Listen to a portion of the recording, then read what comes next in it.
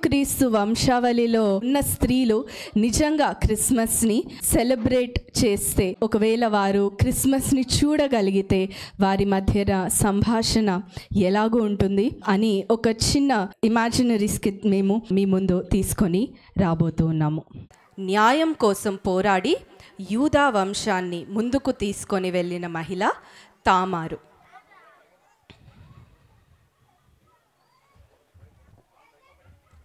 యెరికోలో ఇశ్రాయేలీయుల కోసం పోరాడి తన విశ్వాసంతో దేవుని ప్రణాళికలో స్థానం పొందిన కనానీయురాలైన రాహాబు.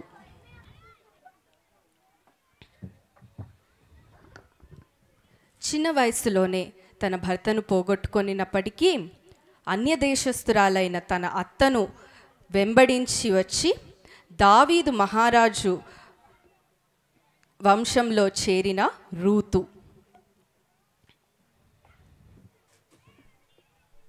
దుఃఖంతో నిండిన జీవితానికి రక్షణ పొందిన మహిళ బేత్షెబ.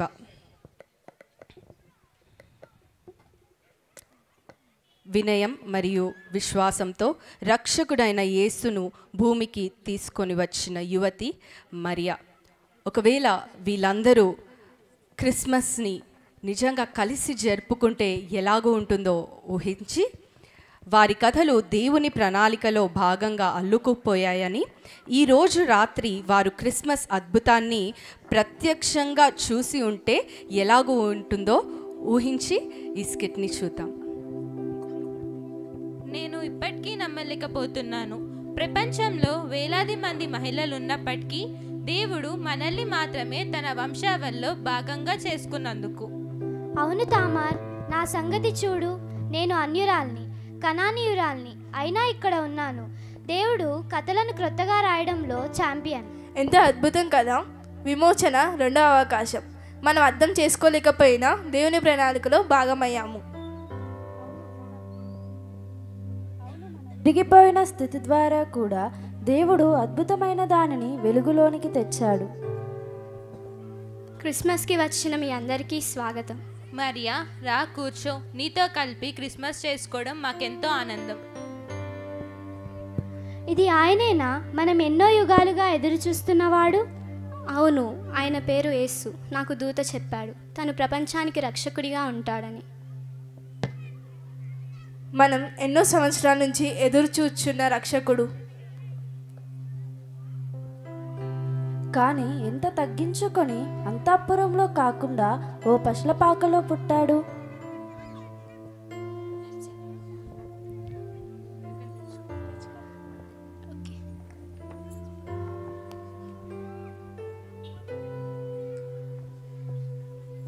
దేవుని కార్యాలు మన వంటివి కావు.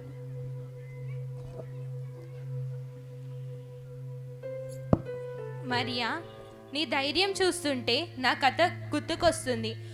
న్యాయాన్ని పొందడం కోసం కఠినంగా పోరాడాల్సి వచ్చింది. అయినప్పటికీ దేవుడు నన్ను జ్ఞాపకం చేసుకుని యూదా గోత్రంని నా ద్వారా కొనసాగించాడు. నా కథ ఇంకా ఆశ్చర్యమైనది. నేను ఎరికోలో ఒక వేశ్యగా ఉన్నాను, దేవుని శత్రువుల మధ్య. కానీ నా విశ్వాసమును బట్టి దేవుడు తన ప్రజల్లోనికి నన్ను ఆహ్వానించాడు. నేను కూడా ఒక అన్యురాలను, ఒక మోయాబీరాలను నయోమిని వెంబడించాను. ముందేం జరుగుతుందో నాకు తెలియదు, కానీ దేవుడు నా కథను బోయాజుతో కలిపి అల్లాడు. ఇప్పుడు ఇలా ఉన్నాను. నా కథ బాధతో నష్టముతో నిండిపోయింది. కానీ దేవుడు అద్భుతమైన దానిని వెలుగులోనికి తెచ్చి నా ప్రణాళిక కోసం వాడుకున్నాడు. సొలొమోను నా ద్వారా వచ్చాడు. సొలొమోను ద్వారా ఈ బిడ్డ వచ్చాడు. దేవుడు ఎంతగానో అద్భుతమైన పనులు చేస్తాడని మన జీవితాల ద్వారా చాలామంది తెలుసుకుంటారు. విరిగిన వారు, త్రోసివేయబడిన వారిని కూడా ఉపయోగించి దేవుడు తన కార్యాన్ని నెరవేరుస్తాడు. మనమంతా సహించింది ఈ క్రిస్మస్ ఆనందం కోసమే. ఇప్పుడు నాకు నా అవమానాలన్నీ విలువైనట్లు అనిపిస్తున్నాయి. క్రిస్మస్ మనం సేవించే దేవుని యొక్క స్వభావాన్ని తెలుపుతుంది. ప్రేమ, క్షమ మరియు విశ్వాసత. అవును, దేవుడు చేసిన ప్రతి వాగ్దానం యొక్క నెరవేర్పు క్రిస్మస్. ఆయన నీతిమంతుడు, ఆయన నీతిని ప్రేమించువాడు. యథార్థవంతులు ఆయన ముఖదర్శనము చేసెదరు. ఆయన కనికరము గలవాడు, అన్యురాల్ని కూడా చేరదీశాడు. ఆయన విశ్వాసత గొప్పది, విరిగిన వారిని సైతం పునరుద్ధరించే ప్రభువు. ఆయన పవిత్రుడైన వాడు, ఆయన కృప శాశ్వతం.